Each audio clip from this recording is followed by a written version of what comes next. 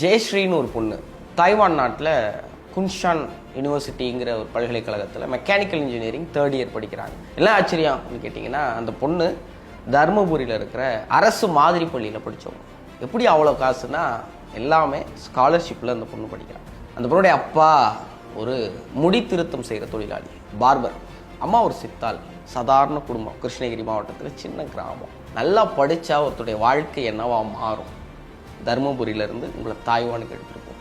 12வதுல 96% mark அந்த பொண்ணு வாங்க. இன்றைக்கி அந்த பொண்ணோட தலையெழுத்து, அந்த குடும்பத்தோட தலையெழுத்து, அந்த பொண்ணு படித்த பள்ளிக்கு நல்ல பேர், அந்த பொண்ணை மாதிரியாக வச்சு வரப்போகிற அடுத்த தலைமுறைன்னு இவ்வளவு பேருக்கு நன்மை பயக்கிறதுக்கு ஒரு பொண்ணு அல்லது ஒரு பையன் நல்லா படித்தா போதுங்கிறது தான் படிங்க படிங்க படிங்கன்னு எல்லாரும் சொல்கிறதுக்கான சான்றாக பார்க்குறோம்.